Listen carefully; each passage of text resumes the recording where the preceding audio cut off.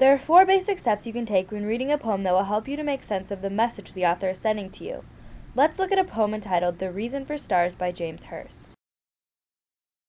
The reason for stars. I never wonder a lot about the stars. I'm much too busy with things of this earth that show when a season of labor is done just what the labor's been worth. Stars are all right to admire like flowers. I like to see pretty things when I'm done working in fields, but what do I care whether a star is a stone? There's plenty to learn in the ways of a seed. What do you get if you study the sky? I'm greater for holding one fruit in my hand than a heaven of stars in my eye. The first way to approach poetry is to simply react to it. I encourage you to do this with every poem you read. Read it through the first time and then write down a thought or two about how you emotionally or mentally respond to it on impulse. My initial reaction to this poem is to be bothered by it. I think the stars are beautiful and significant. I'm bothered by Hearst's response to stars because his argument seems perfectly logical, but I don't agree with it. Your action may have been similar to mine or very different. It doesn't matter. The most important thing to remember when responding to a poem impulsively is that there is no right or wrong answer. You may discover that you misread something when you go back to read it later, but your initial reaction can never be wrong. After you've responded impulsively, it's time to go back to the poem and look a little bit deeper. The next step is to look back through the poem to see what information it gives you about the speaker. You can never assume that the speaker of the poem is the author. The author may be writing the poem from another perspective. Going back to the reason for stars, there are a few key phrases that give a context for the speaker.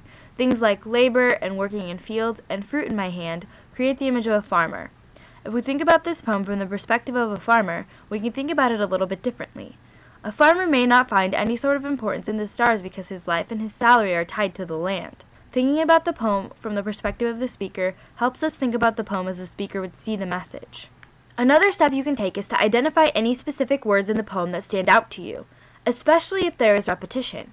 Although this poem doesn't have much repetition, something that really stood out for me is that the poem is titled The Reason for Stars, which implies that the stars do have a purpose. Taking note of this, we are able to consider the poem in a different tone.